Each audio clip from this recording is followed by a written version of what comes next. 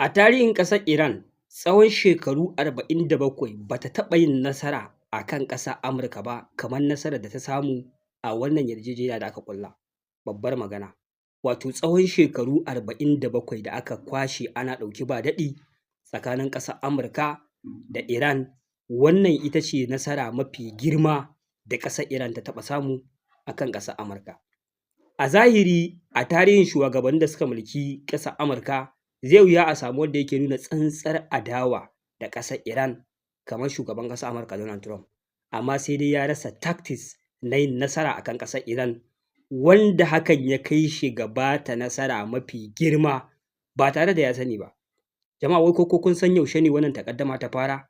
Misali a kan wannan rigima da ake tsakanin shugaban ƙasar Amurka Donald Trump da ƙasar Iran, wato ta fara ne a 2015, wanda a shekara ta 2015 lokacin Barack Obama shi ne shugaban ƙasar wato Amurka, shi ma ya yi yunƙurin dakatar da Iran daga mallakar makaman nukiliya bisa zugawar ƙasar Yahudu. Sai dai shi gaskiya Barack Obama, ƙasar Yahudu ba ta da tasiri kwata-kwata a kansa, hasali ma suna Allah wadai da yanayin yadda yake mu'amalantar ƙasar Iran, wanda shi a lokacinsa irin wannan yarjejeniyar da aka tashi ƙullawa ta dakatar da Iran daga mallakar makamin nukiliya, an yi ne a rubuce cewa ƙasar Iran za a kwashe shekaru 15 a dakatar da ita daga dukkan wani yunƙuri na mallakar makaman nukiliya. Ƙasar Iran ta ce ta amince. Haka zalika a wani yarjejeniya aka ce ƙasar Iran ba za ta haɓaka tataccen uranium ɗinta ya wuce 30% ba. Ƙasar Iran ta ce ta amince. Haka zalika ƙasar Iran ba za ta yadda ta aje tataccen uranium da ya wuce 300 kg ba. Ƙasar Iran ta ce ta amince, amma a wannan lokaci akwai wasu maƙudan kuɗaɗe da aka bata a matsayin cin hanci ko kuma toshe baki, ƙasar Iran ta karɓa. Haka zalika kuma an sassauta mata wasu takunkumai na sai da mai da dai wasu abubuwa ƙanana wanda ba su taka kara sun karya ba. Duka ƙasar Iran ta ce ta amince, aka sanya wannan hannu. Ƙasar Iran ta ci gaba da haɓaka uranium a cikin ƙasarta, amma a irin wannan tsarin kuma bisa kulawar hukumar IAEA, wanda take ci gaba da sanya idanu a kan yadda ƙasar Iran take ci gaba da haɓaka wannan uranium ɗin nata, da dai shi kan shi tataccen uranium ɗin da aka ce ba zai wuce 300 kg ba. Wannan shi ne tsarin da ake tafiya. Amma duk da haka fa, a wannan lokacin takunkumin da aka sassauta ma ƙasar Iran ba wani takunkumi ba ne da zai ba ta dama ta yi numfashi, kuma tattalin arzikinta ya ci gaba da haɓaka. Amma dai a wannan lokaci kawai ƙasar Iran ta amince a ci gaba da tafiya a haka, wanda kuma wannan takunkumai fa da suke kan Iran, gaskiyar magana suna matuƙar ƙuntata ma tattalin arzikin ƙasarta. Wato kwatsam shugaban ƙasar Amurka yana samun mulki a 2018, kawai sai ƙasar Yahudu ta zuga shi, wanda ana ganin cewa tun lokacin da zai hau kan mulki suna ɗaya daga cikin waɗanda suka yi amfani da maƙudan kuɗaɗe da irin mutanen da suka daddasa a cikin ƙasar Amurka suka cicciɓa shi ya hau kan mulki domin ya cika masa muradinsa a kan ƙasar Iran. Wanda ko yana hawa kan mulki, kawai shugaban ƙasar Amurka Donald Trump ya zo ya yi cancelling ɗin wannan yarjejeniya gabaki ɗaya, ya janye ƙasar Amurka daga wannan yarjejeniya, ta zamana babu ita kenan. Duka takunkumin da aka cire ma ƙasar Iran ya dawo da su. Wai su ala lalle ƙasar Yahudu abin da suke buƙata a tirsasa ƙasar Iran ba za ta mallaki makamin nukiliya ba, sannan kuma a sa mata takunkumin tattalin arziki, a karya ta, a maida ita to the ground defenseless. Kai irin makaman nan da take ɗan ƙerawa ballistic da hypersonic, a zo a sa ta sai ta daina ƙera su. Ƙungiyoyi da take taimaka a ruguza su, kai ta dawo dai ba za ta iya ko da wani irin yunƙuri na yin faɗa ma da ƙasar Yahudu ba. Shi ne fa targeted ɗin ƙasar Yahudu, wanda ita a ɓangaren ƙasar Iran a wancan lokaci ta ɗan sassauta ne domin ta dinga ɗan samun dama tana yin wasu abubuwa na kare kanta. Shi kuma wannan yana zuwa, ai sai ya ce zai ma ƙasar Iran murus gabaki ɗaya. Shi ne ya janye daga wannan yarjejeniya. Yana janyewa daga wannan yarjejeniya, me ƙasar Iran za ta yi? Ita ma kawai sai ta ci gaba da ta janye daga yarjejeniyar, ta ci gaba da haɓaka tataccen uranium, ta ci gaba da ƙera makamai, wanda ta kai tataccen uranium ɗinta 60%, wanda a da na gaya muku an tsaya a matakin 30% ne, kuma ajiyayyen tataccen uranium gaba ɗaya bai wuce 300 kg ba. Sai ga shi a lokacin da wannan shugaba ya zo ya cire wannan yarjejeniya, ita ma Iran ta zarce, ta wuce ta kai 60%, tataccen uranium ɗinta ya kai kusan 450 kg, ta ci gaba da kai bara na yunƙurin mallakar makaman nukiliya. Wanda har shugaban ƙasar Amurka ya zo ya sauka, ba tare da ya cimma wata matsaya akan wannan yarjejeniya ba, wanda aka ga Joe Biden ya zo ya zama shugaban ƙasa. Bayan mulkin Joe Biden babu wata takaddama mai zafi ko mummunan sa'insa da ta ci gaba da faruwa tsakanin ƙasar Amurka da ƙasar Iran akan maganar tataccen uranium ɗin nan. Domin mulkin Joe Biden shi kuma ya tattara hankalin shi ne gurin yin yaƙi da Rasha. Ya matsa ma Rasha ƙaimi akan yaƙi da take da Ukraine, gabaki ɗaya lokacin mahukuntan ƙasar Amurka gabaki ɗaya hankalinsu kacokan yana kan Rasha ne. Ana can ana fafata wannan mummunan yaƙi wanda ƙasar Amurka take jagorantar NATO, ake ci gaba da gwabza wannan yaƙi, wanda wannan dalili ne ya sa mulkin Joe Biden ba a ga ƙasar Amurka tana faɗa da ƙasar Iran ba, wanda wannan shi ne abin da ya kawar da hankali. Sai kuma ga wannan shugaba ya ƙara dawowa kan mulki, wanda yana dawowa ya ci gaba daga inda ya tsaya. Wanda shi ma ɗin bai ci gaba ka'in da na'in sosai ba, sai bayan abin da ya jaraba a ƙasar Venezuela ya ga ya yi nasara. Da magana kawai ake ta ɗan dai sa'insa da dai wasu abubuwa makamantan haka, za a yi ba za a yi ba. Amma lokacin da ya je Venezuela, ya je naval blockade, ya tura sojoji aka yi fakka-fakka aka kama shugaban ƙasa aka yi nasara. Kawai sai yake ganin cewa to ai me zai hana ya gwada irin wannan a ƙasar Iran? Ai ana gwada irin wannan ta iya yiwuwa irin nasarar da aka yi a ƙasar Venezuela, kawai kacokan shi kenan sai su yi nasara a ƙasar Iran, a ƙarfen da ta zama musu a duniya da ƙasar Yahudu, to matsala ta zo ƙarshe.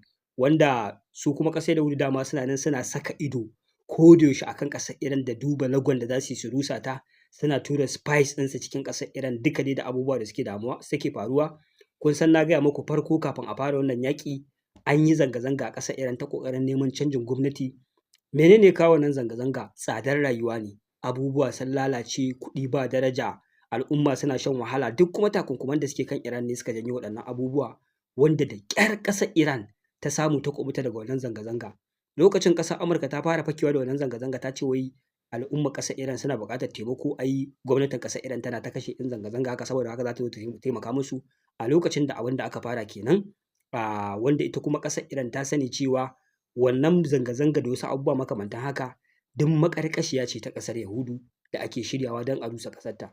Haka dai bayan shugaban ƙasar Amurka ya gwada wannan abin a Venezuela, sai ya so ya yi amfani da wannan damar ya dawo kan wannan yarjejeniya ta makamashin nukiliya, ya yi amfani da ita a rusa ƙasar Iran, wanda shi ne suka tattaro hankalinsu suka zo suka kai wannan hari da suka kashe jagororin ƙasar Iran, suka buƙaci al'umma masu zanga-zanga su fito su yi zanga-zanga kawai a kifar da gwamnati, wanda su ba su yi tunanin yaƙi zai kai su ga wata shan wahala, zubar da makamai ko asarar sojoji ko ya riƙe su har lamarin ya kai haka ba. Allah ya kama su, duk da sun kashe jagororin, yaƙi ya ƙi ƙarewa, aka tare Strait of Hormuz, aka jefa su cikin halin ƙaƙanikai, suka zo suka sha baƙar wuyar da ba su taɓa tsammani za su sha ba, har yaƙi ya faɗaɗa ya kai Lebanon da dai sauran abubuwa makamantan haka. Wanda sai ga shi a ƙarshe ƙasar Amurka neman hanya ɗaya tilo take yi da za ta tsere daga wannan yaƙi ta rasa, wanda a ƙarshe sai da ta zo ta yi ma ƙasar Iran taimakon da duk duniya ma ba wanda zai iya mata irin wannan taimakon. Dan da ƙasar Iran, na sha faɗa muku, ta san cewa idan aka yi wannan yaƙi ƙasarta za ta dawo haka, to ba Amurka ba ce za ta takale ta, ita ce za ta takali Amurka. Saboda ina tabbatar muku da yanzu idan har wannan deal ɗin ya tabbata, na rantse muku da Allah ƙasar Iran sai ta zama ma ƙasar Amurka da ƙasar Yahudu ƙarfen ƙafan da nan gaba kaɗan wallahi ba za su iya yaƙi da ita ba. Kada ku manta ƙasar tana cikin takunkumin tattalin arziki, suka rinƙa ƙera makaman da aka yi wannan yaƙin da su suka kare kansu. Yanzu kuma maganar da ake yi ba, sanction ɗin da za a cire ma ƙasar Iran su ne sanction ɗin da suka dabaibaye ƙasar Iran shekara 47. Za a cire mata su gabaki ɗaya kacokan, za a cire mata waɗannan sanction ɗin, za ta zo ta yi numfashi, za ta rinƙa harkar kasuwanci, za ta rinƙa harkar manyan ɗanyen man fetur, petrochemicals, kai abubuwa da dama. Ƙasar Iran za ta dawo cikin tsari na hulɗar kasuwanci na duniya, duk a dalilin me? Shugaban ƙasar Amurka an riƙe mai wuya rif, an ƙi buɗe Strait of Hormuz, ba za a buɗe ba a sakamakon abubuwan da ya zo aikata a cikin ƙasar Iran. Ga kuma maƙudan kuɗi da zai ba wa ƙasar Iran, wanda wannan maƙudan kuɗi kamar a ce a baka jari ne na expanding ɗin wasu matsatsalu naka. Dala biliyan 300 shi ne kuɗi da za a biya na asara na rushe-rushe da aka yi a cikin ƙasar Iran. Dala biliyan 300. Ga kuma frozen asset ɗin ƙasar Iran da ya kai kusan dala biliyan 100, wanda aka ce farkon wannan yarjejeniya za a zo a fara bata dala miliyan 24 ne. wanda in kuka haɗa za ku ga kuɗaɗe ne da duk ƙasar da yanzu a ce kawai an ɗauki waɗannan kuɗaɗe aka ba ta, ba ƙaramin abubuwan amfani za ta yi da su ba. Sannan bar maganar waɗannan kuɗaɗe, ƙasar Iran tana da man fetur, dama tun asali fa ba ta iya saida ma kowa a duniya sakamakon takunkumi. Yanzu fa idan aka cire takunkumin nan ƙasar Iran kuna ji irin su Turkey, irin su France, irin su Ingila, irin su Germany duk za su cire ma Iran takunkumi fa, za su iya siyan man fetur a wurinta, za ta iya siyan musu. Wato bari ku ji, yanzu ƙasar Iran arzikin da za ta yi ba ƙaramin arziki ba ne, sai ya kusa kaiwa kwatankwacin irin arzikin su Qatar, su Saudiya da sauransu. Yanzu dama fa misali ko ƙasar Rasha da aka sa mata takunkumin fitar da mai da gas, to yanzu waɗannan ƙasashen dama already suna faɗa da Rasha. Dama akwai takunkumi akan Rasha, ba a siyan mai a gurinta, amma ba za su iya siya kuma a gurin Iran ba saboda su ma still akwai takunkumi a gurinsu. To kuma faɗan da ake da Rasha ya sa farashin gas ya yi tsada a faɗin duniya, da mai ana ta neman ma wane ƙasashe ne ya kamata a rinƙa bi ana siyan mai wanda zai sauƙaƙa abubuwa tun kafin fa a yi wannan yaƙi abubuwa su yi tsada kenan. To yanzu kuma Iran ta ƙara shiga cikin jerin sahun ƙasashen da yanzu ƙasashen Turawa da aka sa musu takunkumin siyan mai a gurin Rasha za su ƙara bulbulowa kuma ita wurin ƙasar Iran su rinƙa siyan mai a gurinta da dai abubuwa makamantan haka. Me zai faru? Ƙasar Iran shi kenan ta warware, za ta miƙe ta yi ƙarfi, dama ai dukiya ita ce ƙarfi, to kuma suna da dukiyar, dama a ba su dama su rinƙa saidawa ne dukiyar ta ƙaru, abu ya gagara. Bayan dukiyarsu ta ƙaru, kun san mugun basira da Allah ya ba su na ƙera makamai na cikin gida, domin za ku ga abin mamaki, wai irin su Germany fa, irin su Faransa fa, wai da wasu sauran ƙasashe sai ƙasar Amurka ta ƙera makami suke siya a hannunta. Yanzu kamar Tomahawk missile, har su Japan ba su da shi, sai dai su yi oda idan Amurka ta saida musu. Irin makamai dai da ƙasar Amurka ta yi amfani da su sun kusa guda 1000 a wannan yaƙin. Amma ita kuma ƙasar Iran a cikin ƙasarta fa, duk da tana under takunkumi, ta iya ƙera makami irin su Khorramshahr da Sajil waɗanda iya defense system ɗin ƙasar Amurka ba sa iya intercepting ɗinsu. Wato wannan yake nuna maka ƙasar Iran tsohuwar ƙasa ce mai tarihi da fasahar da in aka bar ta ta yi numfashi, to waɗannan ƙasashe ba za su iya zama kafaɗa da kafaɗa da ita ba gurin ƙera makamai. Ban sani ba ko kun fahimci abin da nake muku misali a nan. Manyan ƙasashen duniya da babu takunkumi a kansa suna da fasaha ta ƙere-ƙere, an saki musu linzamin su ƙera kowane irin makami. Ba sa iya ƙera makamai masu hatsari da barazana a faɗin duniya. Amma ga Iran da take under takunkumi, ta iya zaƙulo makaman da za su je su tarwatsa iya defense system ɗin ƙasar Iran, ƙasar Amurka. Wanda wannan yarjejeniya fa duka ƙasar Iran ta same su a wannan sulhu da aka yi. Wanda shi ne nake gaya muku a tarihi shekara 47 da aka yi ana fafatawa tsakanin Iran da Amurka, ba a taɓa samun wanda ya zo ya taimaki ƙasar Iran ba kamar Donald Trump. A tunanin shi, shi ne ya fi kowa yin nasara a kansu. Zancen banza zancen wofi. Ka cire takunkumi, ka ba su maƙudan kuɗaɗe. Dama tun asali abin da ka zo ka same su a kai, ba fa su da makamin nukiliyar nan. Iyakacin shi 60%. Sannan Strait of Hormuz a buɗe yake ba ta shi suke ba. Ka zo yanzu saboda su buɗe Strait of Hormuz, wai kuma su ce ba za su mallaki makamin nukiliya ba, ka zo ka musu wannan gatan. Waye ya yi nasara a wannan yaƙi? Kai tsaye ƙasar Iran ce ta yi nasara, babu wani haufi ko wani damuwa, wanda wannan dalilin ne ya sa kuma a yanzu bayan an yi wannan yarjejeniyar ƙasar Yahudu take ganin cewa fa ita fa an cuce ta fa.